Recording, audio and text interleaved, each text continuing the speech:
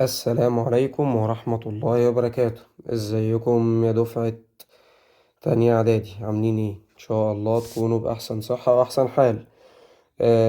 بدون مقدمات كتير، يلا بينا نخش في المهم. النهاردة عندنا ايه؟ عندنا يونت 8. ان شاء الله نخلص الجرامر بتاع يونت 8 كلها النهاردة. ايه الرول اللي عندي او ايه الجرامر اللي عندي حاجة اسمها الكونتراست كونكتورز، يعني روابط التناقض. يعني ايه يا مستر روابط التناقض؟ عارف لما اجي اعمل حاجة واقول عكسها؟ زي مثلا لما اجي اقول لك انا راجل صحي جدا لكن بشرب سجاير، ينفع؟ هل انت شايف ان الجملة دي صح بنسبة 100% ولا حاسس ان في تناقض ما بين الجملتين؟ نفس الكلام برضو لما نيجي نقول ايه، انا راجل سريع جدا لكن ما بعرفش اجري. طب ازاي دي بقى؟ طب ازاي انت سريع؟ انت سريع في الحلم يعني ولا ايه؟ مش فاهم. لا مش مفهومة دي. يبقى الجملتين دول فيهم ايه؟ تناقض. انا راجل صحي جدا لكن باكل شوكولاتة. طب ازاي؟ طب انا بعمل دايت لكن بشرب حاجة ساقعة كتير. طب تيجي ازاي؟ يبقى معنى كده ان ده فيه تناقض، يعني عكس، في اتجاهين عكس بعض. نمسك اول رابطة عندنا الا وهي كلمة بط. كلمة بط زي ما انتم شايفين يا شباب غالبا بيكون قبلها كوما. طب دي بتفرق؟ بتساعدني شوية علشان اقدر اوصل للمعنى وللكلمة اسرع. يبقى تاني اول رابطة عندنا هي كلمة بط. طب بط معناها ايه يا مستر؟ بط معناها ولكن. بط معناها ايه بالعربي؟ ولكن. طب بستخدمها في ايه؟ بيقول لي انا بستخدمها داخل الجملة واحدة لتظهر التناقض. يعني معنى كده يا مستر كلمة بط بتيجي في جملة واحدة بس، مفيش جملتين، هي جملة واحدة بس، نفس المعنى نفس كل حاجة، بس بتيجي علشان تشقلب الايه؟ المعنى. يبقى اول رابطة عندنا اسمها بط، معناها ولكن، بتيجي جوه الجملة الواحدة علشان اظهر التناقض والعكس. زي لما اجي اقول playing فوتبول، ان لعب كرة القدم is interesting، بيكون مثير وجميل. but ولكن it can waste your time، لكن هي بتدمر وقتك او بتخلص وقتك او بتستنفذ وقتك. يبقى معنى كده اللي انا عكست الجملتين، هي جملة واحدة اساسا بس عكستها. ازاي؟ منين ان لعبة كرة القدم بتكون حاجة مثيرة وفي نفس الوقت هي بتضيع لك وقتك؟ يبقى عشان كده استخدمت كلمة بط اللي بتيجي في الجملة الواحدة عشان تعكس معناها، وغالبا بيجي قبلها كوما. طب اديني مثال تاني يا مستر. يلا بينا. لما نيجي نقول eating candy، تناول او اكل الحلويات is good، بتكون حلوة. but ولكن it can hurt your teeth، لكن بتأذي اسنانك. يبقى معنى كده هي مفيدة، هي حلوة لينا، لكن في نفس الوقت هي بتضرنا. يبقى هي الاتنين في نفس الوقت، في ده بنسميه التناقض، حاجة عكس حاجة. يبقى أول حاجة هي كانت بط معناها ولكن، بتيجي في نفس الجملة الواحدة عشان تظهر التناقض أو العكس. نخش على تاني رابطة تناقض ألا وهي however، ونخلي بالنا من البنكتويشن بتاعها، قبلها بيجي نقطة وبعدها بيجي كوما. نركز، الحاجات دي بتفتح لنا حاجات كتير جدا، المفاتيح دي هي اللي بتسهل لنا الأمور. يعني الحاجات دي لما احنا بنلاقيها في سؤال الكومبليت أو سؤال الفايند ميستيك، أو حتى لما بنيجي نشتغل ري رايت دلوقتي إن شاء الله، بيكون الموضوع بالنسبة لنا بيسهل كتير عشان بنعرف قبلها إيه وبعدها إيه. كلمة however معناها ومع ذلك، أو ليها معنى تاني إلا أن. يبقى however بيجي قبلها نقطة بعديها علامة بعديها كوما، يبقى قبليها نقطة بعديها كوما، ومعناها ومع ذلك أو إلا أن.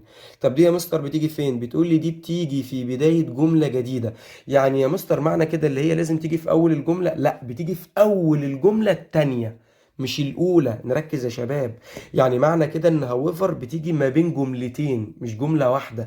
تاني، however بتيجي في جملتين مش جملة واحدة، بتيجي في نصهم، بتيجي في نص الجملتين، بتيجي بعد الجملة الأولى على طول. عشان كده لو انتوا لاحظتوا يا شباب هتلاقي قبلها نقطة، وطالما قبلها نقطة يبقى معنى كده يبقى الجملة الأولى خلصت وببدأ جملة جديدة بهاويفر. عشان كده هاويفر لازم أبدأ بيها بحرف كابيتال اللي هو الاتش كابيتال، علشان قبلها نقطة. وانتوا عارفين من زمان من واحنا صغيرين أول حرف بعد النقطة لازم يكون كابيتال. يبقى هاويفر اللي معناها مع ذلك أو إلا أن، بتيجي في بداية الجملة الجديدة، وبنستخدمها كأكثر رسمية من بط. يعني مثلا في الخطابات الرسمية، الوزراء، الرؤساء، لو انا بكلم الحكومه ببعت جواب لحد مهم او مسؤول رسمي، بستخدم كلمه هاويفر اكتر شويه من بط، مع ان الاتنين تقريبا نفس الاستخدام، الاتنين بيظهروا التناقض. مثال لما نيجي نقول I am healthy، أنا بكون صحي. شوف شوف شوف، حطيت نقطة بعد كده however والكوما. I drink too much cola، أنا صحي مع ذلك أو بالرغم من ذلك أو إلا أن ذلك أنا بشرب حاجة ساقعة كتير، مياه غازية كتير. طب تيجي إزاي؟ تناقض، عشان كده بنسميها رابطة التناقض. مثال تاني، she studied hard، هي ذاكرت بجد، ومع ذلك للأسف she failed، هي رسبت في الامتحان. يبقى ازاي هي ذاكرت بجد ورسبت في الامتحان؟ ما انا قلت لك ده تناقض، حاجتين عكس بعض. عشان كده استخدمت كلمة however، حطيت قبلها النقطة بعد كده الكويتشن علامة اللي هي الكوما. نخش على تالت رابطة عندنا ألا وهي كلمة while. while معناها بينما أو في حين أن. يبقى while معناها بينما أو في حين أن. ماشي، مالها دي يا مستر؟ بتقولي بتظهر التناقض بين فكرتين تحدثان في نفس الوقت.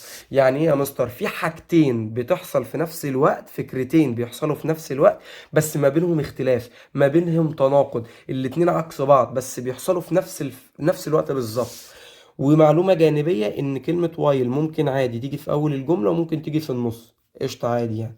يعني ممكن تيجي كابيتال في اول الجملة وممكن تيجي سمول في نص الجملة، عادي خالص. زي لما نيجي نقول ايه while I use my old car well، بينما او في حين اني استخدم عربيتي القديمة بشكل جيد. my brother، اخويا uses a new one، اخويا بيستخدم واحدة جديدة. هل معنى كده اللي كل واحد فينا حصل حاجة قبل حاجة؟ يعني حدث حصل قبل حدث؟ لا، الاتنين بيحصلوا مع بعض، الفكرتين بيحصلوا مع بعض، الفكرتين ماشيين مع بعض. انا ما استخدم عربيتي القديمة كويس واخويا بيستخدم عربيته الجديدة كويس، عادي خالص، احنا الاتنين ماشيين مع بعض اهو. يبقى معنى كده ان بايل بتيجي للتناقض بس فكرتين مع بعض. انا بستخدم عربية قديمة لكن اخويا بيستخدم عربية جديدة، والاتنين بنستخدمهم في نفس الوقت عادي خالص. يبقى هو دي معنى فكرتين بيحصلوا في نفس الوقت. يبقى وايل معناها بينما او في حين ان، بتيجي علشان تظهر التناقض ما بين فكرتين بيحصلوا في نفس الوقت. ممكن وايل تيجي في النص او ممكن تيجي في الاول. مثال تاني، لو احنا عايزين نحط كلمة وايل في النص، نفس الفكرة اهو، عكست الجملتين. قلت my brother uses a new car، اخويا بيستخدم العربية الجديدة، بينما وايل I use my old car، بينما انا استخدم عربيتي القديمة. عادي خالص، مفيش ادنى مشكلة. اخر رابطة عندنا باذن الله هي كلمة although معناها بالرغم من. although معناها ايه؟ بالرغم من. بتعبر عن ايه دي يا مستر؟ برضو بتعبر عن التناقض في الافكار، حاجتين عكسين، حاجتين عكس بعض. طب although معلومة جانبية صغيرة، ممكن تيجي برضو في البداية وممكن تيجي في النص. ايه ده يا مستر؟ دي كده زي while بالظبط، بس while بتيجي في فكرتين زي بعض. يبقى while و although ممكن يجوا في الاول ممكن يجوا في النص والاربعة. كل الروابط اساسا لحد دلوقتي من اول كلمة but، however، but اللي بيجي قبلها كوما، however اللي بيجي قبلها نقطة بعديها كوما، سواء كلمة while اللي بتيجي في النص او بتيجي في الاول من غير كوما طبعا. although اللي بتيجي في الاول، ولو جت في الاول يبقى في النص كوما، بس لو جت في النص يبقى مفيش كوما. كل دول الاربعة بيعبروا عن التناقض والاختلاف ما بين فكرتين. مثال لما نيجي نقول although YouTube is useful، بالرغم من ان اليوتيوب بيكون حاجة مفيدة، دي حاجة حقيقية. it can waste your time، بس هو يقدر برضو انه ايه يضيع وقتك. طبعا لو انتوا شفتوا هتلاقي كلمة حطيت الكومة في النص لما جبت ألزو الأول، بس لو حطيت ألزو في النص زي ما حضراتكم شايفين كده ما حطيتش ولا قبلها كومة ولا بعدها كومة. يبقى كلمة but اللي معناها ولكن، عندي كلمة ألزو، عندي كلمة however، عندي كلمة while. الأربعة بيستخدموا للتناقض علشان أعبر عن فكرتين عكس بعض. نخش دلوقتي يلا بقى في حل أسئلة الكتاب المدرسة اللي موجودة في كتاب المعاصر وكتاب التقييمات. توكلنا على الله. ماشي، نبدأ على طول. طبعا نركز يا شباب، نحل مع بعض الأسئلة اللي ليها علاقة بالستودنت بوك أو الأسسمنت بوك اللي هو كتاب الوزارة أو كتاب التقييمات. طبعا الأسئلة دي بتكون مهمة جدا، ودي اللي بصر إن كل حلقة أو كل محاضرة اللي أنا أركز في حلها، علشان دي أسئلة مهمة جدا وموضع أكيد امتحان. السؤال الأولاني بيقول لي games improve memory، يعني الألعاب بتحسن الذاكرة. not all games are educational، لكن مش كل الألعاب بتكون تعليمية. عايز ندخل كلمة however. طبعا في ناس كتير دماغها بتشت وتقول لي كلمة however بدأت بكابيتال يبقى لازم احطها في اول الجملة، مع ان احنا عندنا معلومة ان however بتيجي في النص، يعني بتيجي في اول الجملة الجديدة وقبلها نقطة، عشان كده اول حرف فيها كابيتال وبعدها كوما. فهقول كده games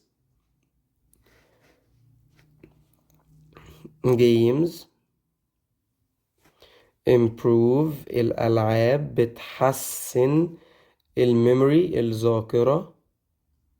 هوب بنزل بقى النقطة وانزل however زي ما احنا اتفقنا، بعد كده الكوما واكمل بقية الجملة.